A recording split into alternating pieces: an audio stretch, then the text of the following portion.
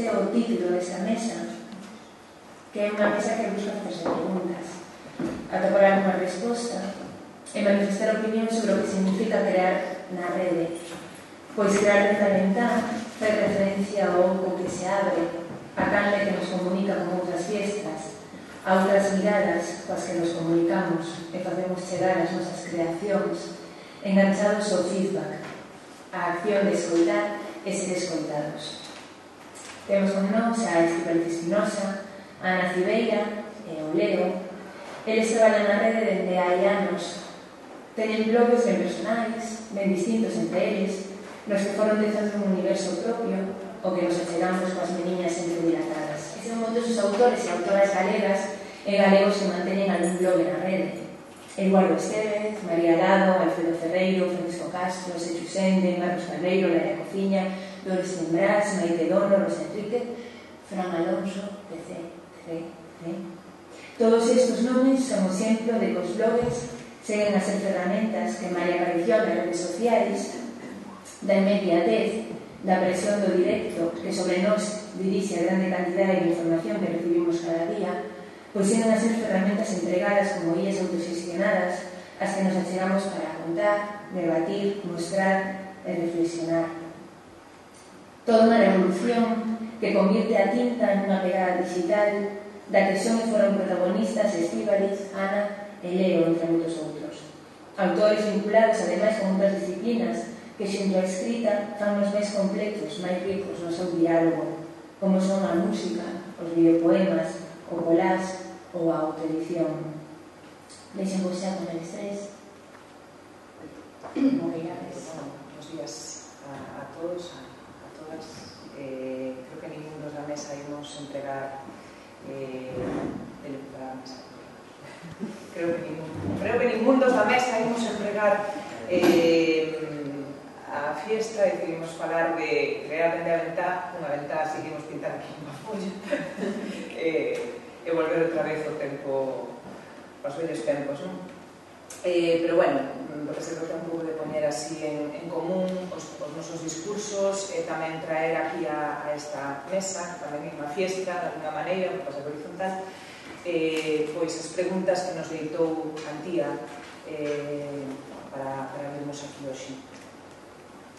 Ben, eu botei aquí un rollo terrible que o que só o que adoito facer, pero que vou resumir, evidentemente, para non mesmo poñer o temporizador, para non pasar de dos 15 minutos. Serán 5 para. Despois, o seguinte vai soar así no medio. Isto soa bastante. Bueno, ben queridas Lovelace e Turing, alédenos. Así comecei. Referíame a Ada Lovelace, pero agora me preguntoume se era Linda Lovelace, que tamén ten moito que dicir no mundo, bueno, no mundo da rede probablemente, non? Pero, sí, un pouco as dúas. Ben queridas Ada e Linda Lovelace e Turing, por medio, valeremos. Veño aquí como persoa, pero non era esa a miña intención. Antía, a dozura e a persuasión de Antía convenceronme de que os meus anos non eran moitos para un congreso de novos escritores. Así que con un puñado de carbono 14 na man, xa. Lamento estar aquí como persoa e non como holograma ou como cabeza parlante de Futurama, metida nun frasco con formol, que é a modalidade que lle cae mellor o meu carácter. Prefiro falar con persoas dunha en unha e, sobre todo, prefiro falar con calquera por escrito. Internet obligounos a todos, a todas, a volver a nos dirixir a palabra por escrito, a escribirnos e reescribirnos ata a autofelata. E esa literaturización das relacións hai uns anos a mí pareceu unha solución, ou mellor dito, unha disolución sublime. Hai uns anos, estou falando, cando internet se estendía no horizonte dun territorio apache, sabíase que había páxinas que abordaban variados temas, dende literatura a Agroxardín, dende mapas estelares a Gonza en tríos, pero aínda esas bolas rodantes do deserto, sabedes, que están nas películas, os estepicursores, chámanse que busquei, ou cardos rodantes, ou, bueno, estepicursores, que sería así como corredores das estepas, non? Así que se chaman, polo visto, que cruzaban dun lado a outro aquelas páxinas virxes e binarias. Daba un pouco de preguiza sumar o nariz a ese deserto, e son uns poucos pioneiros da tribo, chamadas e mesma sapiens, sabían de que ia. Dende a esfera literaria, unha esfera oronda, alimentada basicamente de tinta e celulosa, pero sobre todo, como case dende sempre, de costumes adquiridas, relacións públicas, axendas e direccións, habilidades de mercadotecnia social, ou vos en círculo ao redor de premios en metálico, escribir en internet era contemplado como un último recurso, algo así como a autoedición. E iso se que era contemplado como unha posibilidade literaria. Escribir no aire, na nada, para qué? E sobre todo, que é iso? Cal é o seu alcance, ata onde o seu poder? Polo parágrafo anterior deducirán que entendo que a esfera literaria, como calquera outra esfera social, foi se inflando progresivamente de clasismo e pensamento conservador, ainda que moitos dos seus integrantes se declaren de esquerdas. O clasismo é transversal. Creo que o primeiro que habría que sachar de todo vertebra a diferenza entre nós e os que para a súa desgraza non son nós, e tan bello como o noso oso caudal senrado aquí no final do lombo, igual de vestixial, igual de ridículo. Nos estamos lendo os libros cos nosos editores amigos, o del coñecido que nos apunta en prensa, que nos fai a atención, a clásica mini turné de presentacións, a clásica literatura que sabemos que triunfa de antemán, un estado de cousas un pouco pergaminado, pero eficaz. A literatura leva máis dun século con digestións pesadas. A nosa conexión, algo hipertrofiada xa a medios de comunicación perpetua, a dispositivos que nos sitúan, acompañan e escanean anímicamente cada pouco, o prestixio dunha obra publicada como adorno oculto no currículo, todo iso cambiou o estatus do literario. Volveu no expresivo, amorfo, difícil de diseccionar para conseguir a proteína maleable, e suxeito a poderes fácticos e enfáticos. E foi precisamente a falta de énfase, a carencia de énfase inicial nos blogs, o que me atraeu cara a eles. Ninguén lle daba moita importancia a escribir un blog, non apeluraba textos que a priori ninguén lía, escribía que é do que se trata, ainda que non publicaba segundo os canos prefixados. En papel, tal vez publiquei cousas que non necesitaba. Creo que todos o fixemos alguna vez. Mentiría que se dixese que foi por unha conciencia ecolóxica que cambiei o papel polo código binario. En realidade, o motivo primixenio foron as relacións sociais inherentes á literatura. Incomodan certas triangulacións de poder que coido que son inevitables, a estupidez dun presunto éxito, deprime o conformismo e unha elitización que vexo cutre. Interesoume tamén ese contacto extraño con xente que apenas conocemos. Non hai moita xente que fale sobre isto, bueno, claro, sí que hai, non? Pero a min quero insistir sobre isto. Pareceme en esencia e en potencia literario. Ti es unha resta de frases en internet, intercambiando pareceres con outra resta de frases. A túa linguaxe corporal pasa, eso que agora están vendo todos en mí, dicindo, canto mover máis, esa tía. Pero en internet non pasaría, non? Pasaría a un segundo plano e as identidades volverían borrosas. Foi a súa falta de énfase por parte de estruturas asentadas e tamén o seu entusiasmo, algo inxenuo, pero preñado dun optimismo da vontade, a modo gramsciano, ese pesimismo da inteligencia e optimismo da vontade do que falaba Gramsci. A blogosfera e todo canto cheiraba a internet irradiaba un entusiasmo fértil, convencido de estar chegando ideas geniais, moitas das cales a dúbida eran, pero en calquera caso con bastante irracionalidade de Ménade. E iso está ben. Tiven tempo de xermolar algún que outro gramo de esteticismo, no entanto, pero en xeral hoxe en día internet segue facendo colisionar hadróns de ideas entusiastas con outros hadróns que inciden na súa fin ou na súa corrupción. Como observadora literaria, intento chuparle as patas a esa enerxía como a unha anécora radiactiva. Blogobsesión, lista de razóns polas que emigrar a internet. Por curiosidade, como que emigra a un espazo exterior. Por dioxenizarnos, non? Porque o blog ás veces devén en tonel de Dióxenes. O cinismo, o quinismo, como matiza Peter Sloterdijk, dáse mellor a sombra da rede. Creo que internet é máis propicia a bipolaridade se cadra o cinismo, non entendido negativamente, senón no sentido químico, clásico dos químicos gregos. É máis propicia a internet, digo, a bipolaridade e o cinismo propio dos que escriben, alén da televisión, que coido que Mónica queda un pouco as persoas. A rede forneceu-nos materia e enerxías puras bastante fértiles como conceptos literarios e cadra non tan evidentes no mundo real, e estou me referindo, por exemplo, a relacións persoais enmascaradas, internet como máscara ante unha máscara previa, ante a máscara da persoa, que xa a persoa era unha máscara, o anonimato, o concepto de autor, autoridade, toda esa familia Corleone de palabras, as relacións ao maso da elite na tecnoloxía, as nosas paranoias científicas que o invaden todo tamén, a literatura, por que e para que escribimos, si é determinante sobre que superficie facemos, quen é vostede, quen esti, e tamén claro está a lingua. Nunha cidade como esta, Coruña, por exemplo, a lingua queima máis e semella máis viva alén do pano de ceros, do telón de ceros segundos, que en Marinera City. Na rede vive, non sei de que vive, pero vive, de retranca, de cru, pero vive. E así os blogs e as redes sociais fixeron nestes anos o no común dunha marginalidade resistente. Desaparece o xornalismo galego en papel, ou boa parte del, pero non o fan os fíos invisibles, que non se cortan con ninguna navalla suiza, nin desaparecen as cintas de Lura, que se volven cintas electrónicas, os labregos do tempo dos Sputniks sachan sucos nas brétemas, en fin, todo, digamos, segue, os levantadores de minas seguen con manuais de resistencias e chicomas, facendo un patchwork digital en galego. Seguindo con esta lista de razóns, en cuarto lugar, internet predominou, aínda que non no digital, predominou, aínda que non desde as súas orixes, a testosterona. E aí ven Ada Lovelace. Linda Lovelace tamén tiña.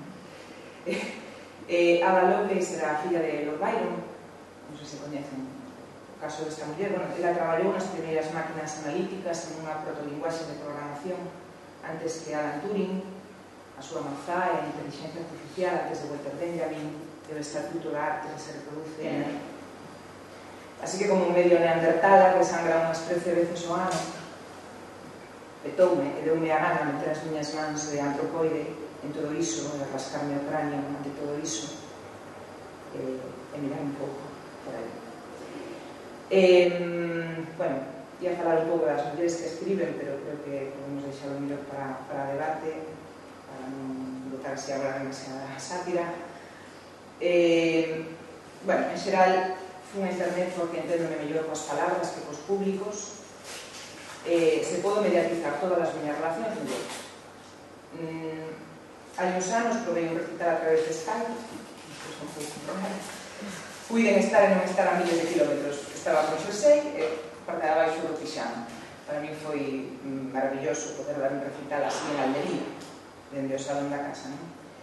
Non me considero, ni intento ser unha aspiro a ser unha performer, creo que nunca fui nada disso, escribo cousas e nada máis. E teño curiosidade por saber cara onde tira a literatura dende Cthulhu a Cthulhu, que Cthulhu de Lovecraft pois nos sorprenderá agora literariamente. Serán os videopoemas, serán o spoken word, que como un replicado de sempre con un rustrido yanqui, será Twitter, será a fermentación en mosaico e as longas historias, as de longo alento, onde caberán esa nova literatura digital, onde collerán o señor Sapiens. Fragmentarase esa literatura, entrará en erupción, a mí intrigame. Hai unha lenta succión digital, é evidente. Poño como exemplo 4 titulares destes días. Como aparecía no xornal información.com, os editores buscan blogueros para que reseñen os seus libros. Non vou falar sobre ela, porque, bueno, pero digamos que hai xa un traslase de medio tempo, non? Hai un paso comunicante entre o mundo blog e o xornalismo, evidente, non?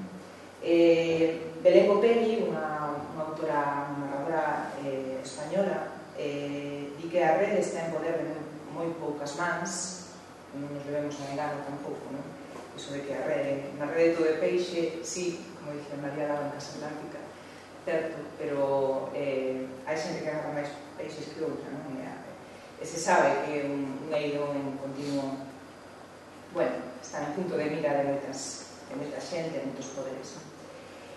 Marcos Perpena, un xornalista, Ceroaca, se enlaza nun tuit, Huffington Post, un xornal liberal, conservador, planea agora reclutar blogueiros menores de idade, traballo infantil.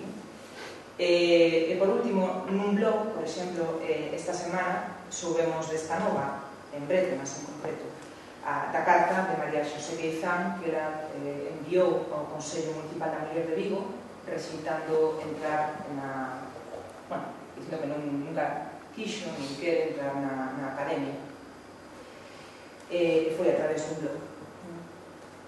Ben, e xa para rematar, colla o seu blog como un boomerang e vinde o horizonte, que non volverá.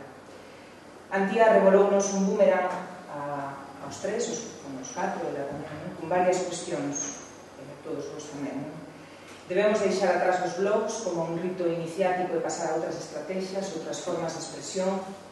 É posible, pero penso que para esos blogs terían que aceptarse primeiro como fontes literarias, que creo que é unha descarga que ainda está en proceso.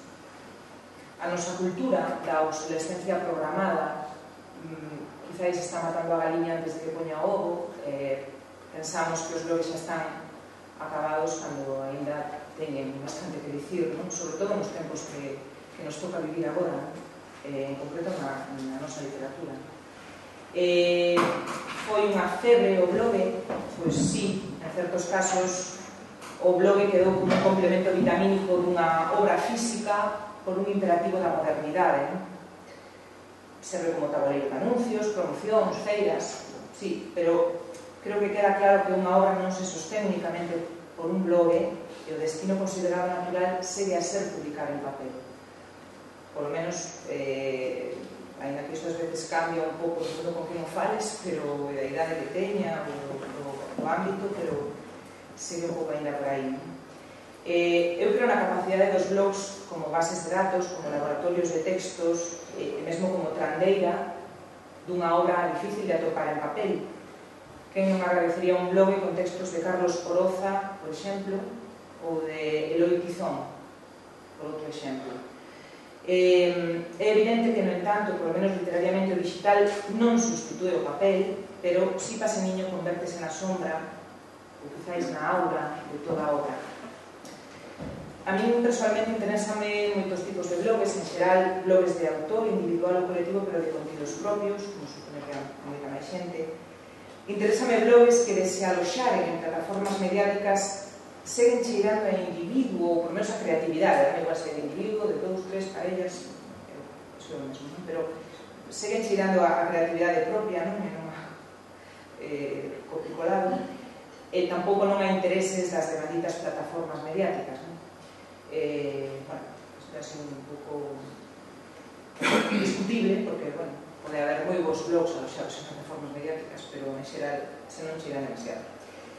Blogs usados como campo experimental, como mecánica de identidades, blogs de identidades falsas, que moitos, como Serra, Monte de Guerrilla, Tenía que resistir, como plataformas de comunicación paralela ante certos abusos mediáticos, evidentemente son blogs de interese e que persistirán. Blogs de literatura obsesiva ou ciencia obsesiva ou collage obsesivos ou obsesións en xeral, e tamén os blogs reflexivos en fondo alcance, que isto xa é menos habitual. Grande parte das obras literarias contemporáneas, creo que con maior índice de talento por pixel cadrado, linas primeiro en internet.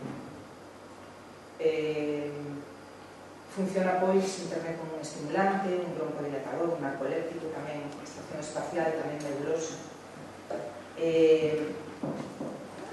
Bueno, contén certos perigos, non? Como xa falábamos antes, cando falábamos da revista digital, pola que nos foi levando Tati, así como a un mago. Que queredes? Bueno, lembraba un truco de máxima. Creo que sí, pois facelo. pero falábamos en concreto do perigo, non? Por exemplo, dos linchamentos na rede, dos comentarios arbitrarios, dunha certa, bueno, de certas cuestións que coñecemos que o mellor nos fan promover o escepticismo. Ainda así, creo que agora en rede ten moito de alucinación de obra colectiva e que iso fainos ben. E claramente a superación dun individualismo receso, esa libre circulación de ideas como esas bolas de deserto amordazan o culto o autor. Que creo que está en boa parte dos problemas, non? Antes falábamos da revista. Por que hai problemas de consello editorial? Porque se asináramos todos como anónimo e anónima non habría ningún problema. O problema é que hai un certo culto autor, claro, e iso, bueno, é complicado. Xa falaba da familia Corleone, de autor, autoridade, todo iso, nos gusta moito despegarnos. Ahora en rede tamén un detonador de ideas preconcebidas, malia todo o escepticismo co que podamos mirar moitas das súas supostas moderneces, ou como se chama a veces, ainda respira con entusiasmo. Creo que ainda nos queda por facer unha rede demasiado galega. Creo que é un espazo entusiasta e iso dalle vida a vida que polo de agora non ten. Iso é todo o que teño que comentar. A meniña, xusto arriba da lingua, e que ás veces a porta de saída levos a regresar tan pálidos como viñeron do espazo exterior, e ás veces vense arrasados por unha corrente ou balbordo que hai aquí dentro. Gústame saber que hai alguén ao outro lado, e tamén me gusta non saber moi ben como, nin cando, quen. Agás cando fago nunha entrada pensando nunha persoa en concreto, moitas veces. Agás cando adico todas as forzas a codificar algo que estou vivindo, pero que non quero que se entenda. Neste sentido, é unha especie de literatura, un xénero novo, no que a autocensura xoga un papel importante. Non é a mesma autocensura que cando escribes o diario e falas da tua irmá, quixeras apreixala nese instante, pero non ates diante, che dá vergonza berrar os 4 ventos. Ou falas do traballo, diso que non queres que se reflexe na tua cara, diso que non sabes nin se dicir, escribir. Non é a mesma autocensura que cando escreves un poema, como a dun poema sucio se cais, un poema sobre algún corpo outro, nin a de escribir ben, a de guardar baixo chave ese poema tópico, pero que tamén senta unha tarde na que precisas dicilo desa sinxela, estúpida e operativa maneira. Non é esa autocensura a da posibilidade de que ollos extraños e diversos, ollos coñecidos, estean léndote, que palpabrexen dentro da túa boca a milleiros de cais de kilómetros. É outra, igual de nociva, ben seguro, pero unha diferente. Está máis preto do directo dos recitais, máis preto da presión que da preparación. De xeito indirecto nos aventura a espirnos e desfrutalo mentre somos incapaces de aceptalo sen excusas. Aceptar querer dicilo todo. Aceptar que a espionaxe é cecais o motivo e non un mal necesario. Que nos salva polo que produce en nós, un intenso desexo de vernos dende fora sen recoñecernos. Como esas cartas que debemos rechear nunha ruptura e logo ir botalas pola rúa unha papeleira calquera, damos por entregada esta correspondencia que é o blog, polo menos eu. Persoalmente, unha das cousas que máis me interesan deste diario secreto, deste catálogo de accións e pensamento, é que sexa público. E considero que nin público se opón a secreto, nin segredo a unha publicación. 2. Odiosas redes, a orixe do mal. Está ben claro que este espazo, caderno virtual, fiestra blanca, papel metemedo, é colectivo. Lembrades os cadernos que pasábamos na escola para que cada nena asinara. Cada unha recheaba o seu xeito, pegatinas, colar, debuxos, as peores citas da historia, pois así é isto. Unha posibilidade de falar mal dos demais, de loar para conseguir algo, de deixar comentarios anónimos, da envexa, das ligazóns, de contestar a alguén ou ligar unha entrada. Ainda que polo meu estes ríos de sangue de vais non pasan, porque penso que quen chega ao meu blog, que naceu como unha páxina de autora, son amigos, ou xente que lê un poema meu ou atopo un collage. Eu abrín o blog porque comecei a publicar virtualmente poemas no 2003, sobre todo na Biblioteca Virtual Galega da Universidade de Coruña e no Andar 21, e a comunicarme nos foros con outra xente interesada na literatura. Abrir un espazo propio, autoxestionado, afeita como estaba a calar para min, foi algo que me mantivo na escrita e me provocou ganas de publicar. Comecei colgando textos escritos en anos anteriores. Pero tamén hai xente que ten a necesidade contraria, precisa dun personaxe afastado de si mesmo que o protexa na anonimia. Ser anónimas danos unha especie de liberdade impensable fora das accións de rúa nocturnas e con pasamontañas. Por iso, dá tanta carraxe cando a xente usa esta anonimia para converterse nun monstro e non para mellorar o presente. Ainda que sexa unha utopía virtual, un medo constante a que un día nos desenchufen a rede e remate esta sensación de que todo está permitido, estas transfronteirizas relacións que mantemos sí que nos uniron, nos deron as e conformaron as nosas futuras utopías reais. Agora que todo está máis asentado, case ninguén pasa 5 horas navegando o show, ainda que tampouco deixamos nunca de conectarnos de vacacións, a mañá co primeiro café, no metro co móvil. Isto é verdade, pero realmente fora da adicción da que penso que nos poderíamos desintoxicar nunhas semaniñas, o verdadeiro reto é que as conversas das nosas entradas, o pulo colectivo que nos demos, unido a forza das redes sociais, nos levou de volta ás rúas. Falo de Madrid, da manifestación do 15 de maio convocada pola Rede por Democracia Real Ya. Falo de como seguimos dende a casa e pola rede a unhas 5 persoas que ao principio decidiron acampar na Porta do Sol esa noite despois da multitudinaria manifestación e de como ás 5 da mañá chegounos a moitas tanto SMS ou por Twitter para termos os blogs preparados a nova de que a policía estaba desaloxando o que xa eran unhas 20 persoas acampadas sentadas no chan. A resposta do que mordéndonos as unhas non marchamos esa noite cara a praza foi brutal. Milleiros de persoas o día seguinte, luns, enchemos a praza protestando por unha injustiza que se cometera tantas veces diante de fábricas, o dereito a protestar. Esta reacción non foi en absoluto alleo aos fíos da rede e por iso moitas das nosas páxinas, como as nosas vidas, adícanse a tentar cambiar o mundo con todas as armas que podemos levar da casa. A palabra, unha delas, a primeira, acción despois. Nunha especie de enorme e concienciada Gossip Girl volveuse a rede estes días. Os twitters, microblogs do mundo seguen conectados a esta utopía colectiva na que as redes nos axudaron a volver crer que era posible, de feito, mentres estamos aquí en Nova York están tomando Wall Street e en moitas cidades a xente está acampando nas bolsas. 3. A revolución da linguaxe, todas a unha. A traba da linguaxe inclusiva. Como fago no meu blog para non usar o masculino plural? A da linguaxe simbólica. Novos xeitos de aprender a realidades e simbolizala. Pode unha mesma etiqueta referirse a un mesmo concepto 2 anos despois? Ou o que a neve e o sangue representan hoxe é diferente ao que me suxerían fai 3 invernos? Uso responsable da mensaxe e tamén do medio, das necesidades do blog. Debo liberalo proclamando anti-copyright, registrarei no IBSN, Internet Blog Serial Number, para axudar a catalogación e pescuda do meu traballo. Loitarei a carón dos copyfighters reivindicando un fe contrario e esquerdo no que elexir entre licencias ben variadas. Todas estas cuestións só se resolven andando o camiño, trocando de idea, caendo na mesma pedra 1000 veces, con distinta cara cada primavera. Últimamente, nalgúns servidores de blogs apareceu unha censura en forma de aviso para os contidos sexualmente explícitos, pero o caso é que se presentan blogs tan dispares como dos colectivos transfeministas, as Medea, por exemplo, ou algún de poesía como Triste y Caliente de Berta García Faez. Alén do nome do blog dela, é unha plataforma poética como a miña, así que eu me pregunto, que clase de sistema identifica certos espazos como ferintes e interpela ao visitante a entrar neles baixo a súa responsabilidade?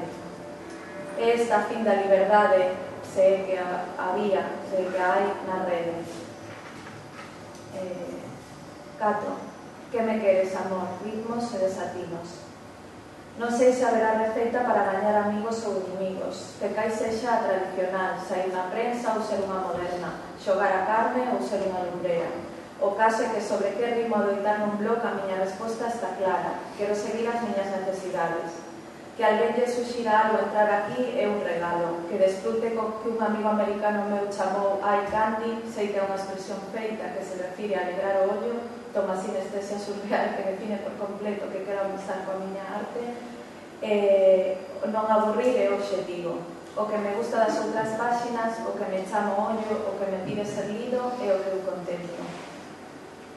Para min, toda a intención está relacionada coa fusión da palabra e a imaxe. Non só o meu traballo responde a esta necesidade, fago colas e poemas, senón que tento a interdisciplinaridade en cada entrada. E sobre este tema, quero vos confesar que Fecais a ruta do collage non teria asistido tan firmes en o blog, e as ilustracións para o libro de Man Pedreira Xoguetes Póstumos e a portada do Desobediencia de Rosa Enríquez non terían sido sen o blog. Eu non tería seguido Fecais facendo se non os vise aí fora, porque me gustan fora das paredes temporais das exposicións. E vos preguntaredes, axudou a expoñer? Si, conectoume con outra xente tamén. Só teño pendente, como asignatura pendente, a interdisciplinaridade no directo.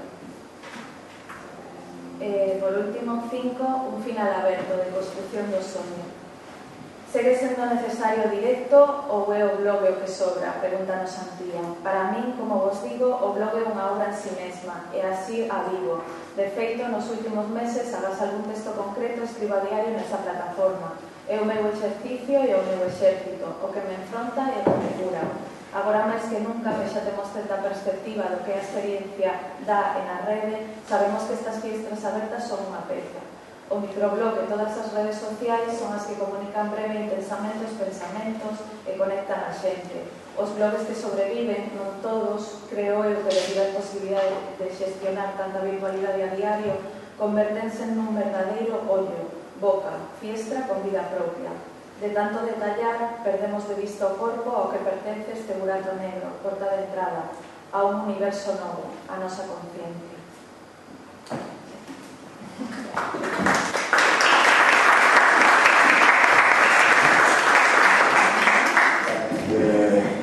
Eu estou aquí bastante deslocalizado, non me tornemos así, estes que me pasan bastante, porque de feito o meu blog ofreceu un pouco por a súa propia inercia, pois a verdade, un artigo, así que se cousas, pois un aviso de demolición, ofrécese grupo punk para performance, como un dos grupos así máis de historias dos 90 de Lisboa, que se fixeron famosos porque no seu primeiro concerto nunha sala arrendada na sala, era un pouco un aviso de demolición, un aviso que viña despois, un pouco de outra época, de outra cousa.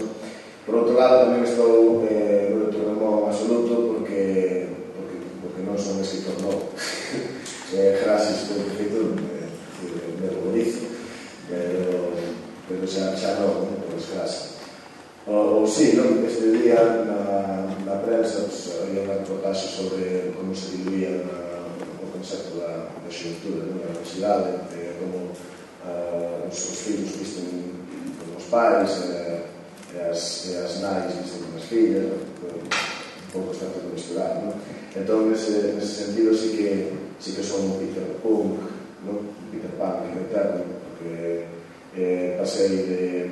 vitalmente pasei de amar ese espazo do Pucitre onde eu era feliz, que era o Chapón, e aí todo era perfecto, facía as cousas, o que se quería, unha nota alta, entón a vida era redonda. Entón, fui expulsado dese paraíso de inxenio, era unha extra de terme dentro, e poder seguir que fose do outro lado en contacto con a adolescencia, con ese momento maravilloso en que todo nos sorprende, e que ten que ver co que estamos falando aquí, seguramente, coa allada, coa mental.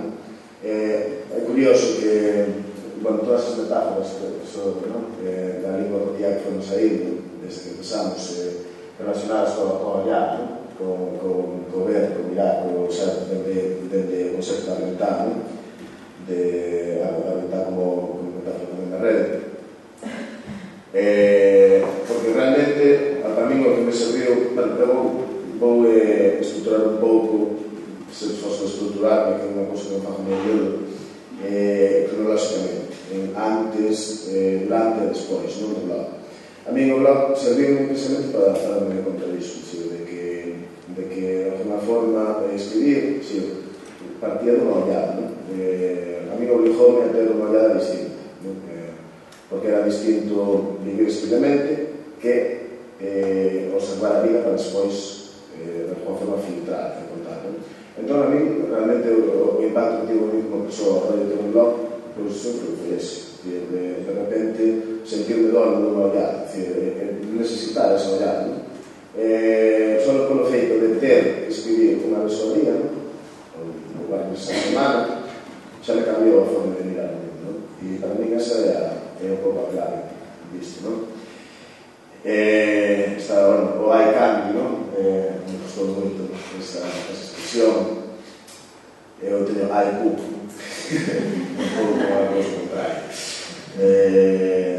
Para mí, antes, a metáfora fundamental que escollí, o método que escollía era o bate, o Duchamp, como xa veio ao revés, o artista é un fontaneiro, unha fontaneira, un supermario grosso, máis ou menos creativo, que é capaz de darlle a volta ao que está, ao que ve.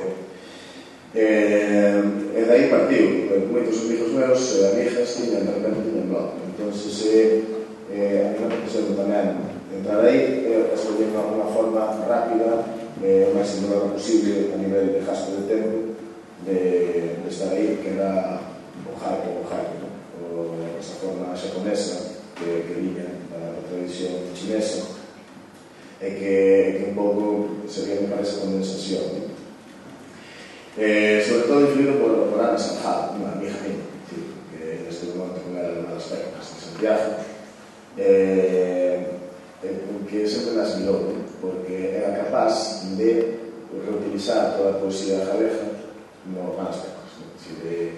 Está continuamente unha persoa que non escribe, sí que está relacionado, como sabedes, seguramente con o mundo da crítica, da literatura e tal, pero vive poesía moito máis que mí. De feito, unha cosa que sempre máis mirou.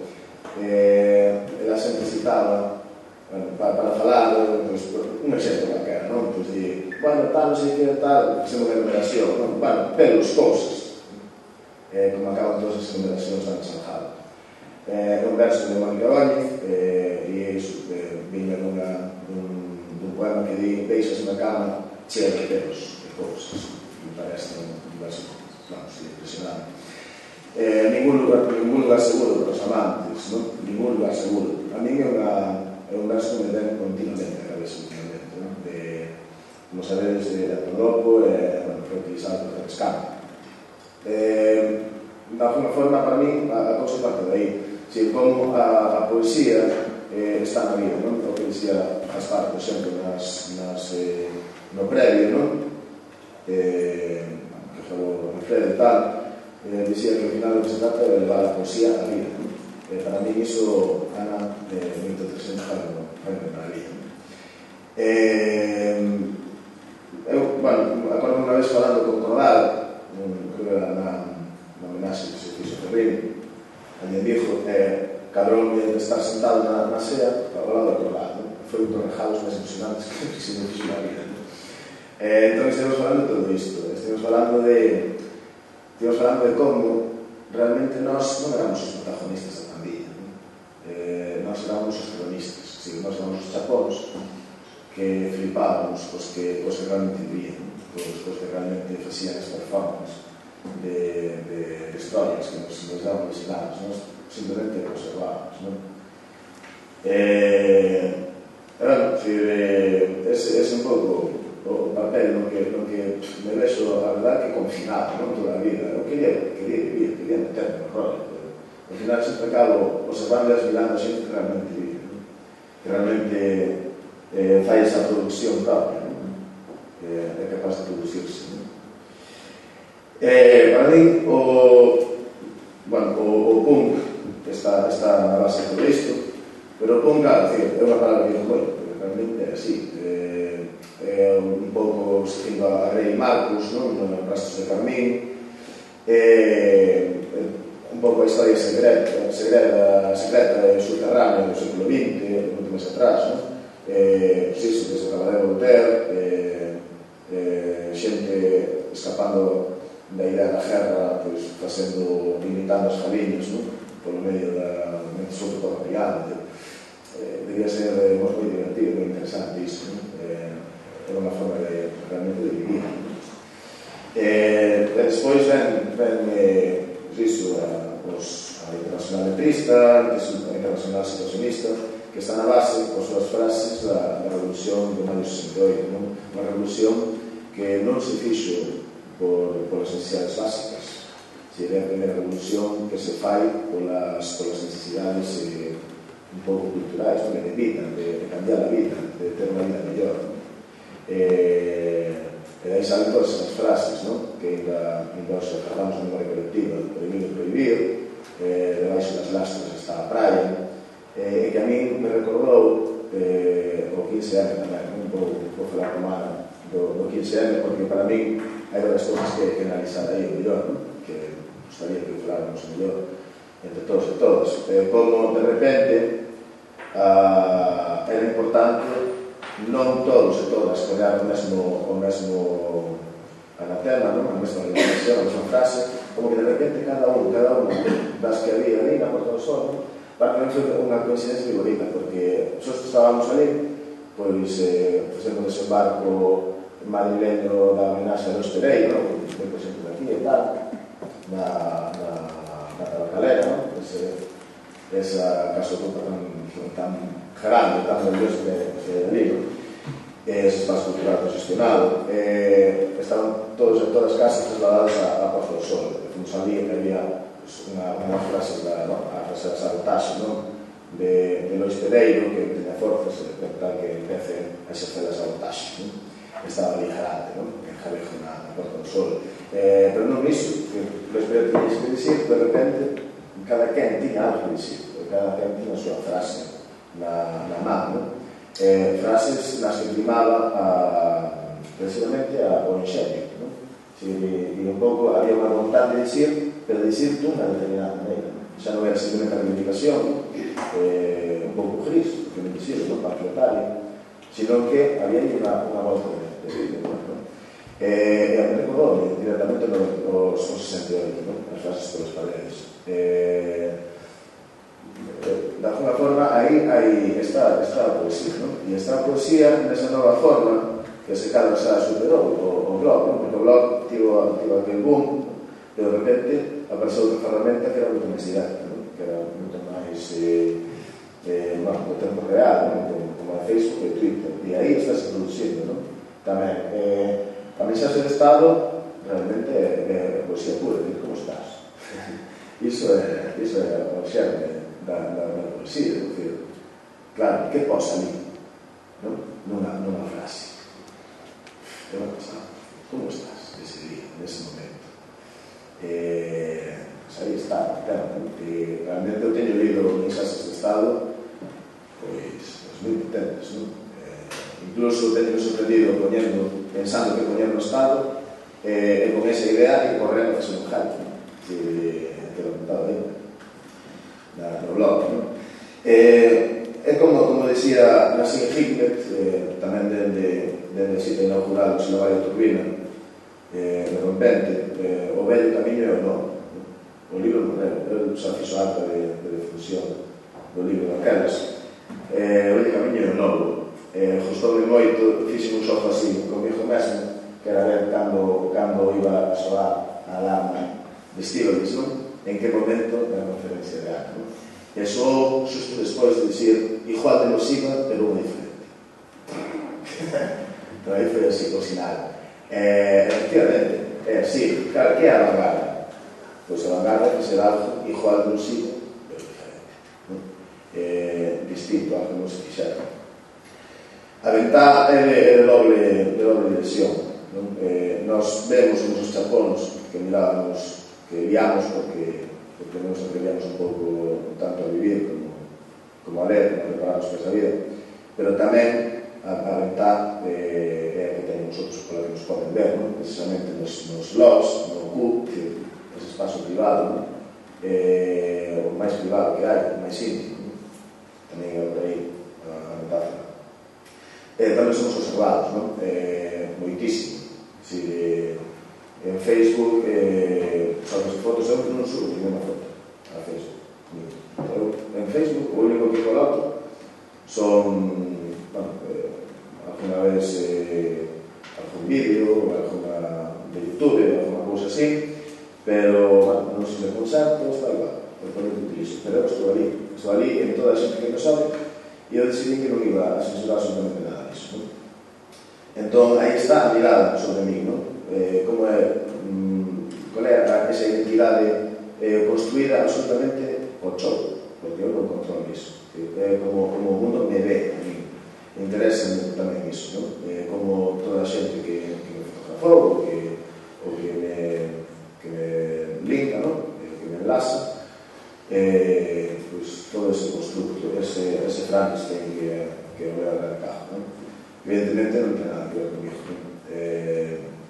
é distinto. E tamén, para rematar xa, gostaría de reflexionar sobre unha cousa que chama bastante atención, un tipo que fixo, porque xa morreu, pero fixo unha cousa igual de nociva pero diferente, que é Roberto Bolaño, un tipo que admiro moito, non por nada especial, sino porque creo que deu un paso adiante, que realmente a nivel técnico deu unha volta de tuerca, por iso xogan na mesma división, a agenda editorial de Stein, de Cervantes, etc. Que é a reflexión sobre como nos vemos a nós mesmos. É un tipo, se os sabedes, fixo Os detectives salvaxes, unha novela sobre a súa vida, en que os protagonistas son o seu amigo Alan, de Naixer, unha canta amizade, unha gran vinganza, dos ninguéns, que ao final somos todos a nosa vida como transcurre. E para mí a gran conclusión é que os protagonistas prácticamente non saen na novela. Toda a novela, que é bastante longa, enfoca os protagonistas dende testemunhas, dende centros de testemunhas. Entón, é como se construe a súa propia identidade, como ele conta a súa vida, pero non a través de si mesmo como protagonista, sino a través de toda a xente que o coñece. E de alguna forma, para mí, creo que é unha revolución técnica que fixo aí, e a nivel identitario tamén, porque decidiu verse a través dos outros, darle a volta a olhar. É un paso adiante fronte a Joseph K, ou a K.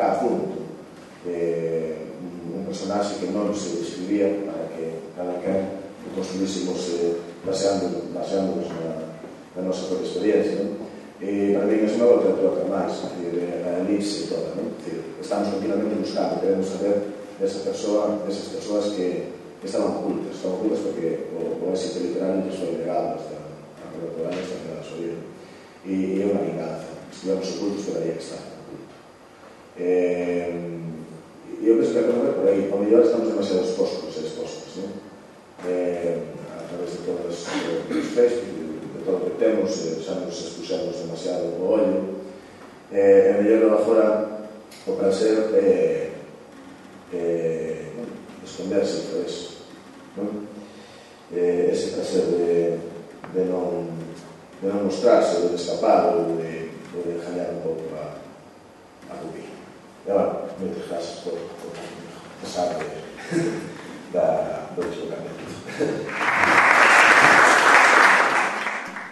Cando chamei a Leo para estar en esta mesa, a pesar de que, como vedes, o blog en 2010, quedou aí colgado, era porque me parecía moi interesante, de alguma maneira, un proceso que se deu nele, que foi ter un blog, escribir en este Lebreo dos Haikus, eso que foi publicado, e de alguma maneira, iso que foi publicado, que finalmente ti o levas a estea ou o levas a un tipo de resultado de alguma maneira doutra forma, é dicir, como algo que de alguma maneira o concepto do haiku foise modificando, non? Segundo a donde ti o plantexabas, segundo a donde ti o levabas, non? Non sei se nos pode falar un poquinho disso, porque realmente a mí se me parece interesante ese proceso, ese cambio.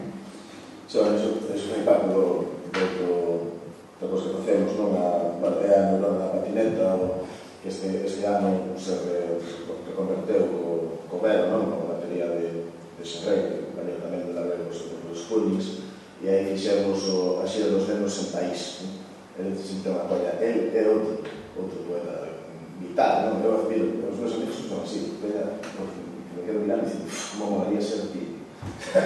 E o pavo máis enxeñoso, ese nome que máis me hace rir. E realmente é así, non? Eu flipo con ele. E, bueno, teño unha colla así, somos os nenos en país, como unha cousa. Entón, de ver a volta, non? O hiato, somos os nenos en país, por desgracia, non? Ou por sorte. Como Ágata, que son. O mellor é na sorte que non poida ter un país, que me obrigue o imperialismo, o colonialismo que estamos padecendo, a non ter un país. Pois o mellor, sería un Ágata occidental, non? Sempre gostaría de ter un país e ter unha cultura normal, non? Ou non. Pois é máis interesante, sí. A min a cultura en español, en xeral, seguramente peco de soberbia, chauvinismo galopante, pero non me parece tan divertido. Bueno, será por muchas razones, pero en parte será tamén por isto. Sí, bueno, foi... O blog, en realidad, ao final era como unha especie de sementerio, non? Aí, era iso, todo o que me flipaba no día a día, non? Que de repente ya, que tal. Porque claro, a poesía é iso, está fora, non? Para mí, aí son chispazos que pasan por aí no día a día. E se non estás atento, pasa por tanto. E entón, por iso é necesario estar atento, non? Como monstro, como bruxa, a todo o que pasa, para que non se nos escape esa poesía que acontece. A poesía para mí non se cree, senón que se toca. A poesía acontece.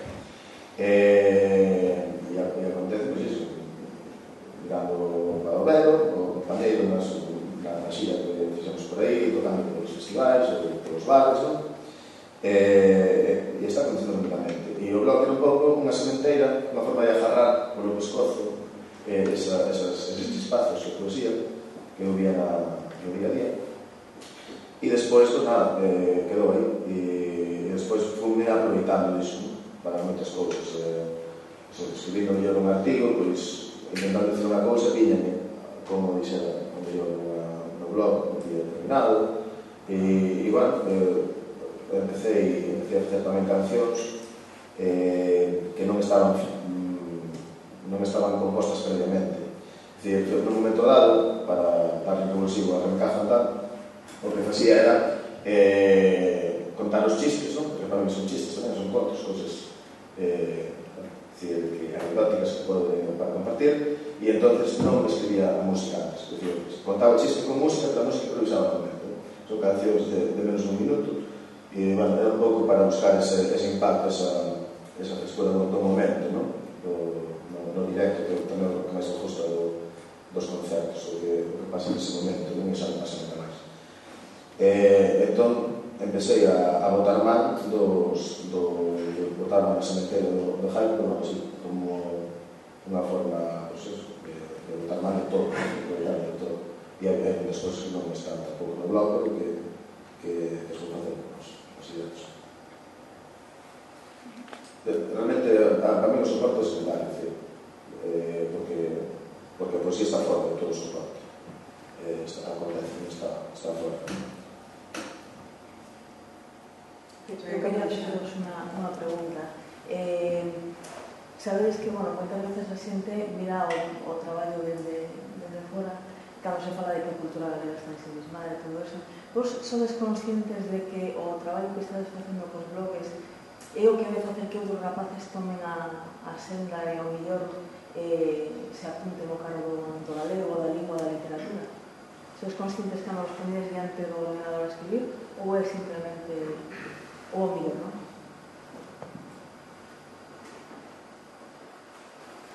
Eu son totalmente consciente porque sen referentes claros que chegaron en momentos puntuais da miña vida, non tería nin escrito seguramente para da casa, nin feito blog.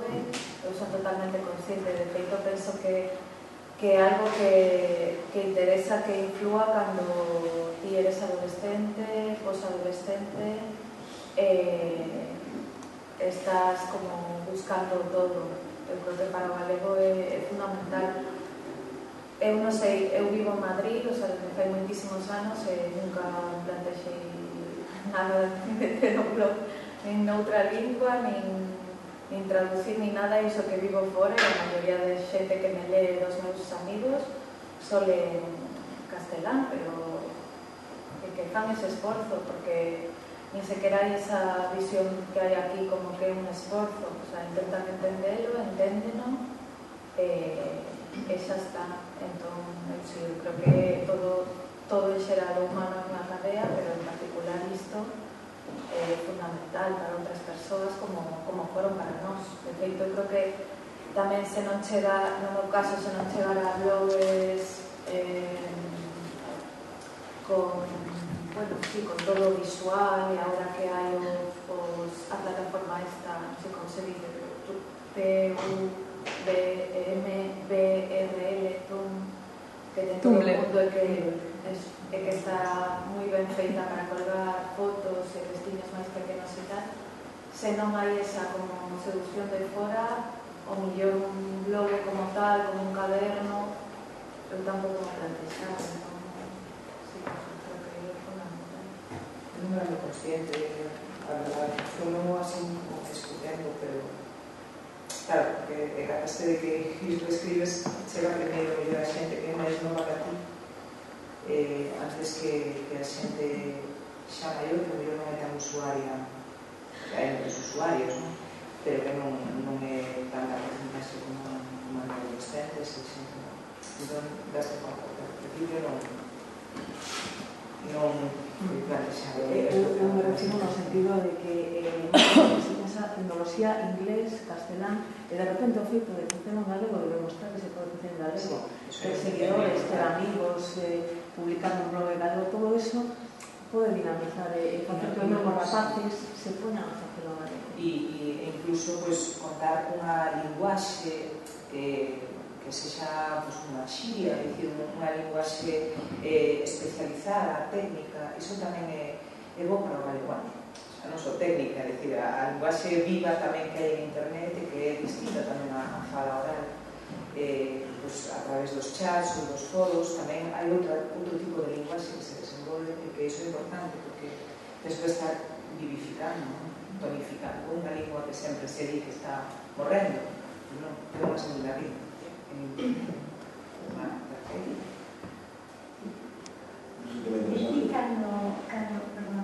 Cando tes textos en castelán, e como faz? O concibes en castelán ou te traduces a ti mesmo?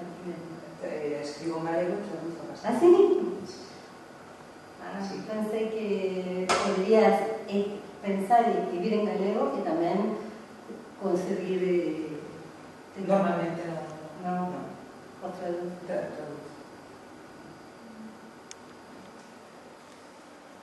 Pois temos tamén ese castelán fermentado de Galicia. Claro, o que se puso bastante tamén. Porque, bueno, é a corrupción na lingua A, non? A socada pola lingua B. Un personalizazo moi interesante. Eu, por exemplo, no de gañar falantes, non creo que me obsesiona bastante, tamén polo chove e tal. Eu creo que xa é unha cuestión de resistencia. Resistir é vencer. A mellor non é tanto seducir falantes novos e tal, pero nós tamén, non? Que o cambio identitario que supón cambiar de lingua ten unha pasada. E creo que un dos poucos momentos nos que se pode producir é no da adolescencia. Porque é cando a identidade está en construcción, non? Absolutamente. E cando, sobre todo cando a mí me encanta tocar para os alunos e saludos, é o público que máis me gusta, porque é xente que non está aplicada, que ainda non lle debe nada a ninguén. Entón, aí é posible o cambio, é posible a evolución. Pero tamén, a mí me gustaría falar da resistencia, non? É dicir, porque sempre estamos intentando conquistar a esos outros rapaces que nos fan, e nos olvidamos un pouco, esquecemos un pouco, creo, os rapaces que son fan, que están moi desprotegidos e desprotegidas. Realmente non hai moitos produtos culturais para darles cohesión a esa cultura súa. Non é tanto cultura conquista como a cultura necesaria para sobrevivir, vivir plenamente nunha lingua. E eu a mí soy o primeiro asunto aí,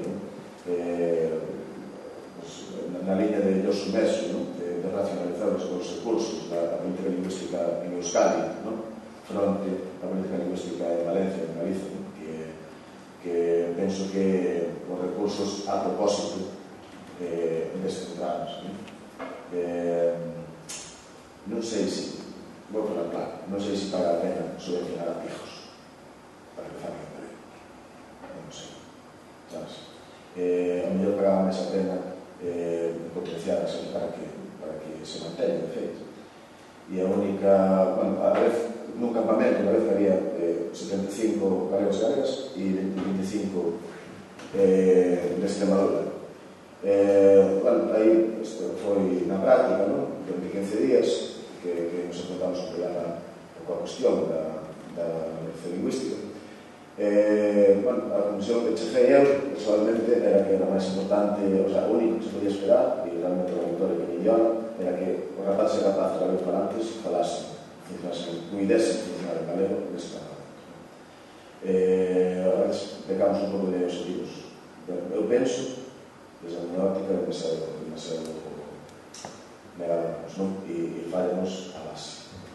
Efectivamente, todas as ferramentas que implementas, que son las redes sociais, como son os blogs, para mí tampouco son non é un tema dicotómico de unha cousa ou outra, sino que se complementan. Son ferramentas abertas e que non están ocupando espacios, sino que se pode tirar para algún lado, dependiendo de que cada un siga. E eu creo que son ferramentas, ademais, que, digamos, do punto de vista da cultura galega, da civilización da lingua, de que non se existe unha lingua con un discurso sobre si a lingua se transforma en se crea unha lingua aberta en que se crean unha cantidad importante de cousas. Creo que todo o que hai xa en internet e todo o que potencialmente pode haber creo que pode axudar moito a presentar e civilizar a literatura galega, a literatura e a cultura galega en xeral, e a que moita xente que non ten acceso a outros vías, por libros, por medios de comunicación, máis ou menos españoles, ou escritos, ou demais, creo que todavía sí que poden ver algo e que además está bastante vivo, que se practica e que fala máis unha linguaxe moi achegada a xente nova. Pero a xente que máis entra en internet esta xente nova, e eu creo que aí xa existe un traballo de conxunto de actividade que é bastante relevante e bastante importante, e que ademais é un discurso non mediatizado por tipo de poderes, por tipo de medios de comunicación, sino que é fresco e parte precisamente dos propios autores, los autores. Y también se pode, a los internet, las grandes virtudes que tengan, que non só podes un libro e lees e xa está, sino que podes interactuar con esa persona. Pero en ese sentido, sí, a gran vantaxe que pode tener do punto de vista é a frescura e un acceso directo a los autores e autoras, que permite, además, e a máis directo e sin mediatizacións.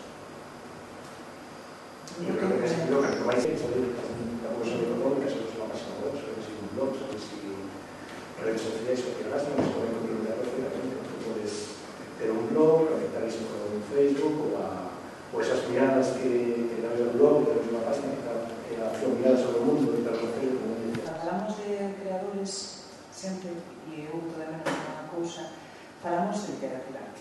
Entendemos como literatura clásica, poesía, teatro, narrativa, ensayo, os grandes xéneros que, bueno, non existen, son fantasmas que puxemos diante de un magma literario. E eu boto de menos, iso sí, en galego, igual que no eido das traduccións, que agora non hai realmente un labor importante, rotulante no campo das traduccións, traduccións de narrativa e poesía estranxeira a galego e ensaio, pero hai uns anos non había, pero si boto de menos literatura científica. E boto de menos, e quizáis pensando nos rapaces tamén, máis blogs en galego de ciencia e tecnoloxía, que falen, que haxa vasos comunicantes entre o literario e a ciencia, porque xa existe, porque a ciencia, estamos obsesionados con ela, implica todo actualmente, igual que a tecnoloxía, no campo programa, e boto de menos iso, máis cultura lingüística nestes campos. Non son o literario, porque falamos moito de blogs sempre entendidos como literarios de creación canónica, e eu creo que hai que abrir un pouco a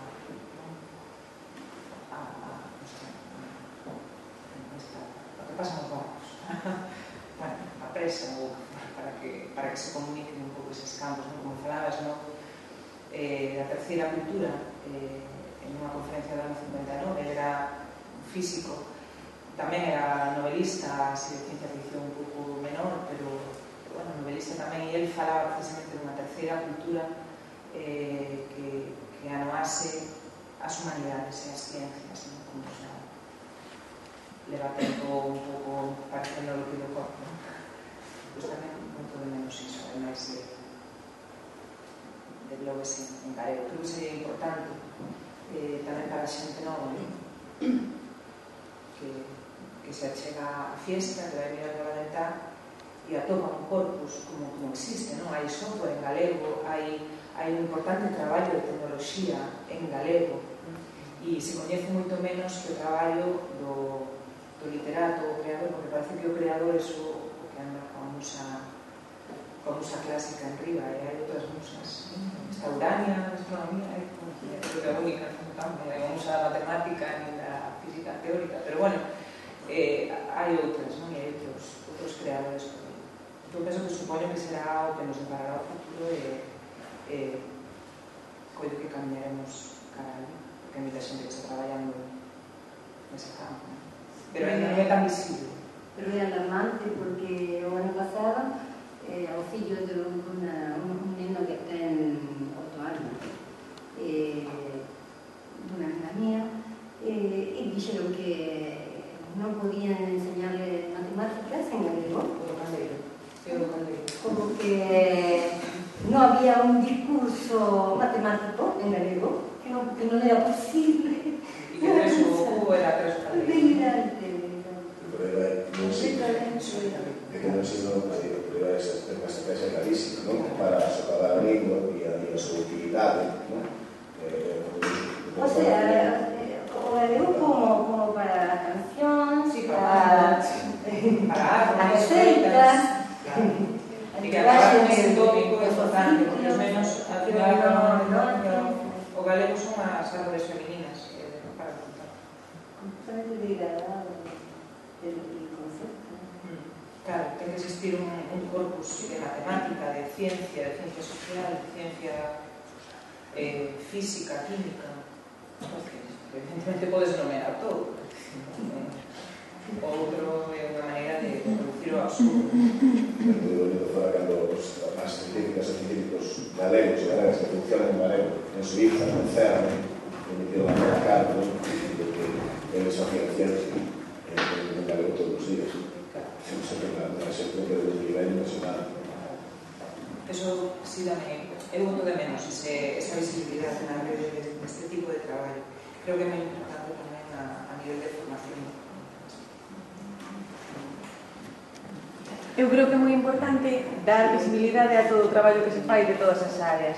Creo que o blog trascende o seu significado original, que era inicialmente fronte ás páxinas web estáticas, que eran a maioría, eran as primeiras páxinas ás que podía acceder todo o mundo e na que os contidos aparecen ordeados cronolóxicamente, non?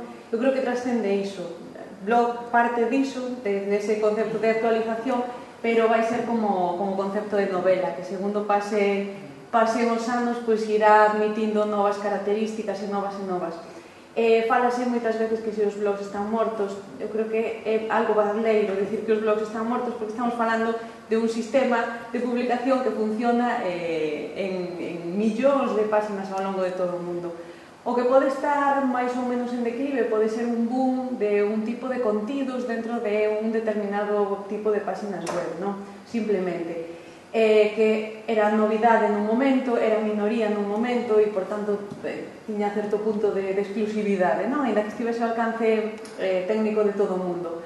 Pero que sigue sendo o sistema de publicación persoal máis fácil que hai e, vamos, que engloba casi todos os demais, ademais, que creo que é moi importante no sentido que dicíades, deixar traza das cousas que facemos. É dicir, non é tanto, creo eu, a ver sobre que podo abrir un blog, senón eu fago estas cousas e non se está enterando ninguén. Non é cuestión de fama, senón de que outros saiban que non están sós. Xa só por iso creo que é tremendamente importante.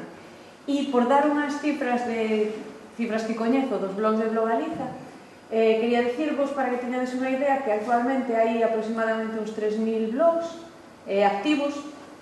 Hai uns 40.000 usuarios registrados, é dicir, que hai moita xente que se registra para deixar comentarios ou tal, pero que non ten un blog, que os que se actualizan semanalmente non chegan a 1.000, son uns centos, e que o conxunto dos blogs e máis a portada ten alrededor de 1 millón de visitantes únicos cada mes. É dicir, que sabendo, ademais, como sabemos, que hai outros moitos sitios onde tamén se publican blogs en galego, ás veces perdemos a perspectiva das cifras desde o noso uso particular da internet e pensamos que internet é o que nos vemos, pero que a realidade está formada por todas as pezas da internet que vemos cada un, non? E que vamos, que en contra do que se di en moitos medios, creo que xa non é só o valor dos contidos que estamos volcando día a día en galego dunha maneira normal e casi normalizada, senón tamén a cantidade, que realmente é maior do que habitualmente se comenta.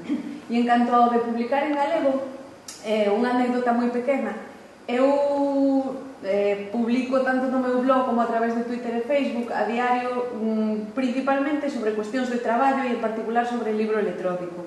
Entón, falo con moitísima xente, aproximadamente a terza parte da xente que me lé é de América, non de aquí, e eu publico sempre en galego. E a anécdota aquí a comentar, unha vez que utilizo para publicar en Twitter e en Facebook, utilizo un xestor destas redes que se chama Hootsuite. Un día que estaba funcionando fatal, escribí un tuit que era: estes de Hootsuite non sei que estarán pensando hoxe, que malo é isto. Pois ao cabo de 10 minutos tiña un tuit de volta para min da xente de Hootsuite, que seguramente tería ido ao traductor de Google, miraría o que significaba eso en galego e me contestaron en galego a través de traducción automática.